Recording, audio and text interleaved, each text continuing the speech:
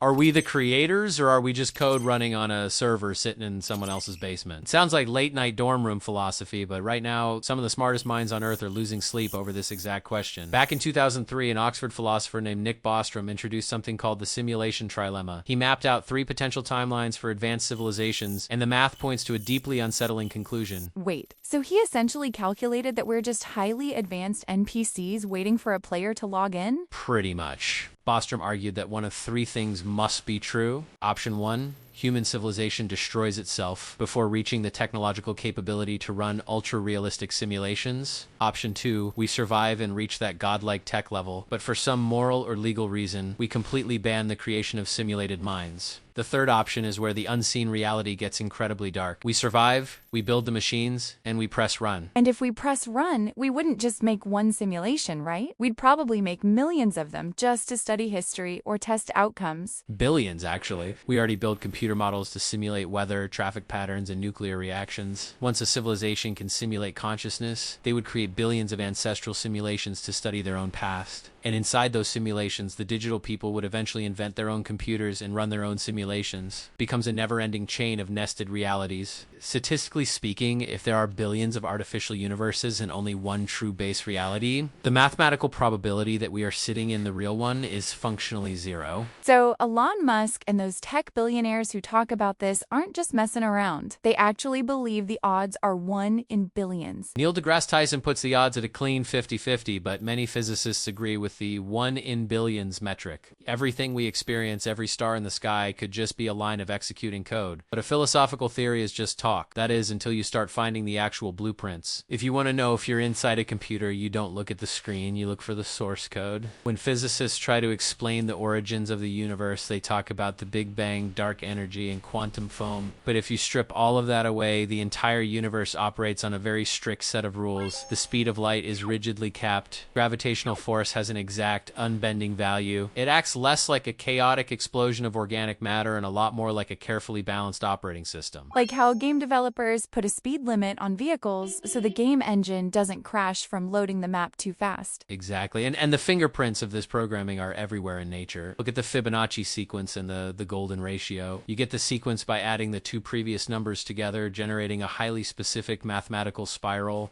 We see this exact ratio dictating the number of petals on a flower, the breeding cycles of honeybees, the proportions of the human body, and the shape of massive spiral galaxies. It is a universal fractal pattern that governs how everything physically grows. So nature isn't random at all. It's just reusing the same efficient code library over and over again to save memory. That is precisely what theoretical physicist James Gates discovered. While studying quarks and electrons, he found something buried deep inside the equations that describe string theory. He didn't just find math, he found error-correcting computer code. Specifically, he found blocks of 1s and 0s identical to the code web browsers used to prevent data degradation. The fundamental fabric of our cosmos literally features debugging software to keep existence from breaking down. Wait, literal error-correcting code? Like the stuff running in my laptop right now? That pushes this way past just an interesting thought experiment. It crosses the line from theoretical physics is directly into computer science. The universe is heavily regulated by mathematical constants that have no business being so precise. Finding code in the cosmos is unnerving enough, but what happens when the system starts glitching? Millions of people walking around with vivid memories of a past that never mathematically existed. Long before the internet started obsessing over simulations, legendary science fiction author Philip K. Dick was warning the public about it. He wrote classics like Blade Runner and Total Recall, but he genuinely believed that plural realities existed and frequently bled into our own. He claimed that the phenomenon of déjà vu wasn't just a biological brain misfire, but a literal physical symptom of a variable being actively changed in the simulation. Like the system is pushing a background update and our brains catch a split second of the rendering lag. A timeline branch quietly correcting itself. And the most compelling evidence for these messy updates is the Mandela Effect. This happens when huge populations of completely unconnected people share identical, highly specific memories of events that never occurred in our current timeline. Millions vividly remember Nelson Mandela dying in prison in the 1980s, complete with televised funerals. Yet in this reality, he walked out of prison and became president. It's the pop culture stuff that genuinely messes with my head. Everyone remembers the Monopoly man having a monocle or the Fruit of the Loom logo having a giant cornucopia basket. But apparently they never did. People remember Darth Vader saying, "Luke, I am your father," but the actual historical audio is, "No, I am your father." People remember the Berenstain Bears being spelled with an E instead of an A. Skeptics will quickly write this off as the human mind being terrible at retaining trivial details. They argue that false memories are contagious and easily spread through cultural reinforcement. But for millions of people across the globe to misremember the exact same microscopic details in the exact same way, that sounds way more like a server violently merging two similar save files. If the simulation creates parallel instances to test different outcomes, eventually those timelines might collapse back into the main server to save space, bringing corrupted memory files with them. We can write off false memories as human error, but we can't ignore it when the laws of physics start breaking down. Imagine a massive video game that only draws the buildings when your character actually turns the corner. Now imagine the universe doing the exact same thing. To render an entire universe at once, tracking every atom and molecule constantly, you would need an impossible amount of computing power. The simulation would have to harness the energy of multiple stars just to keep the servers from melting. But video game designers solved this optimization problem decades ago. Right, they only render what the player is actively looking at. If a mountain is a mile away, it's just a lower resolution, flat image until you walk up to it and interact with it. It is the ultimate resource-saving technique. The system only generates the precise amount of data required to convince the observer that the environment is real. And quantum mechanics heavily implies our universe operates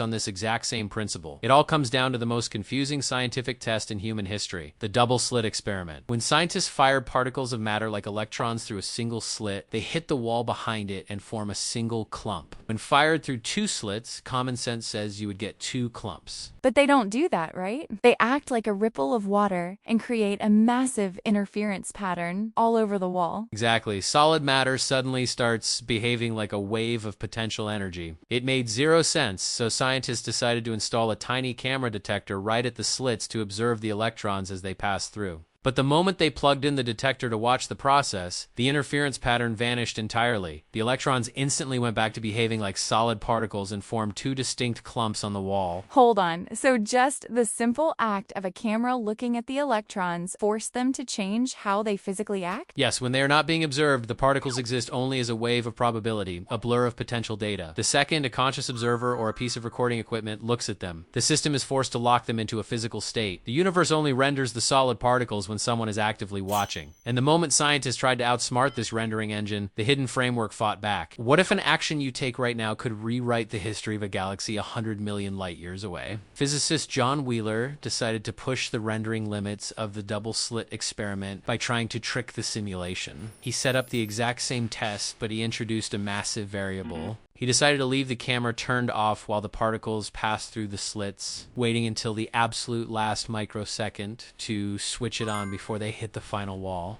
Since the camera was effectively blind when the electrons went through the slits, they should have behaved like a wave of probability. But the instant the camera was powered up at the finish line, the particles slammed into the wall as solid physical clumps. The electrons somehow knew they were about to be observed at the very end of the journey, so they altered their behavior at the starting line. Wait, so they literally reached back in time to change their own physical past just because someone decided to look at them? Exactly. In quantum mechanics, this is known as retrocausality. The particles change their current state by actively editing their own history. Now scale that localized glitch up to the entire cosmos. If we aim a massive telescope at a distant star system, the light from that galaxy has been traveling as a dormant wave for eons. The second our lens focuses on it, the system forces that light to collapse into a physical state, instantly rewriting millions of years of cosmic history to provide the data we requested. The universe only bothers to exist when we demand to see it. Which brings us to the most uncomfortable question of all. Omniscient, all-powerful,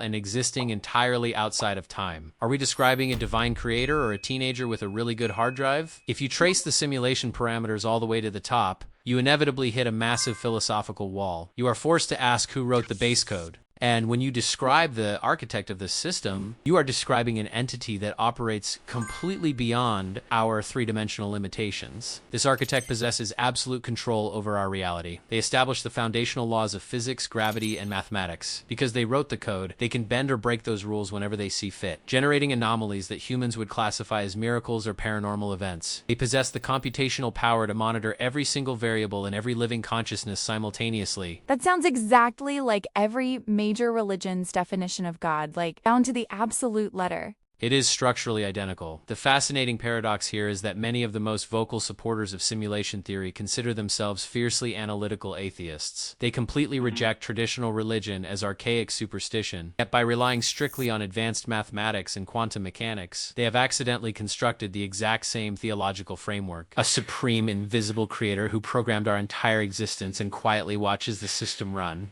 Whether you call it divine intervention or a server patch, the unseen reality remains the same. But that leaves us with one final, terrifying realization.